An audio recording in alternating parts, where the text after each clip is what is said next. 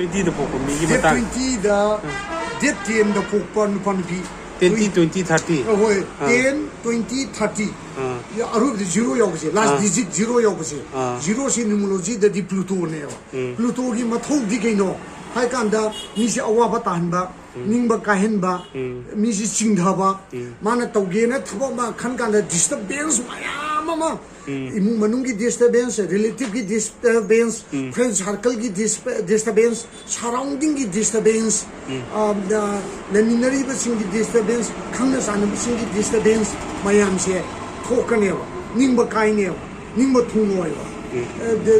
forward movement to ge development to ge kan da ayat apan puro thang ba kan turan se so many struggle life se thina gane ba date 10 the pokon pan bi 20 the pokon pan bi 30 the pokon pan bi kare gino kan zero the Pluto ne numerology ki win zero the Pluto oy astrology na thibo zero si Pluto oy numerology subject ki win zero si related with Pluto gi magi duty di akai biba mimu da akai biba disturb to ba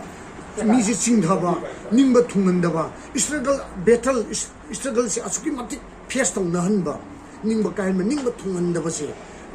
haigat pa ka khat ingom da solution ngum ba lai ba laini every problem has own solution madu koi na remedy hai pratikar mayang maron da pratikar mitel honda kokthok chamthok pa thaidok pa hai ne adumadi pajana chumme oja adumai nei ne ba aduna numerology hari subject si very easy subject very simple subject very easy subject very simple subject numerology hari si adu astrology ka maga khine go adu mana bai area khara di yaw astrology ko was subject siga numerology ko was subject siga mana ba area khara di yawi adu amam tongan le subject ani je amana accurate oy habdi yati amana amma phai habsi yati mande amana physics ni amana chemistry ni physics na bhai chemistry ne phati na haru ya de dana amana geography ni amana history ni amana phai amana phati haru ya de na amana nga thong mani amana yen thong mani ama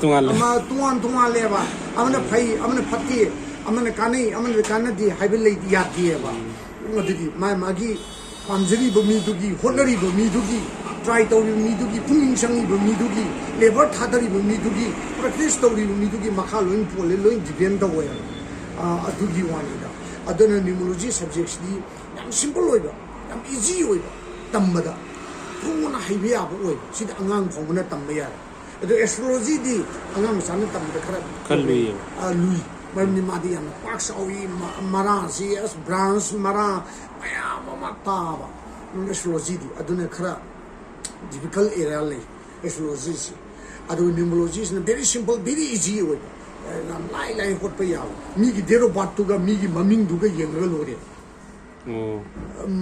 aduna nang naming ajit kawi haring khalo wari bo e se kaino rabini ajit ai e na hoye ba e se rabini ba rabi grane rabi di ruby si ga do ruby gemstone si yo wari bo blue kawi hare bi si kaino chandrani numerology da bi si chandradi all ko gemstone si ga do ne nang gi light to disturb to khara block to na disturb to khara thina dana si numerology ne wari bo chimani am line nangi naming duga nangi dero batu ko sana prasan dabra se to dini ba sana draga di naming do change to gera naming change to ro hergana alphabet letter change to gera alphabet letter change so by di pronunciation di same oiba pronunciation di same oiga alphabet letter change to by di alphabet letter to plus minus ana ba kudo maina ajit ai ju double a oiba double a g I t ajit num pai dana na single a oiga ju a g double I T ajit num pai same pronunciation but different spelling ohen ba ado ai certificate name di change to di ya certificate ka mari lente numerology da certificate to mari lente common name oi ga do popular name oi ga do common name means popular name haidi mayam na kit nam na kong na bum ning do oi ga do mayam na pang kong da kong na bum ning do most use name oi ga do e sida mamang e ma hapsang ga di ama science amda chakhrani ba meaning ba aduna di alphabet letter change tawgena same pronunciation di orga alphabet letter change tawgena tawroi hairagana pratika tawtare pratika taw alphabet letter su change tawroi mim su change tawroi hairagati pratika tawpiro remedy piro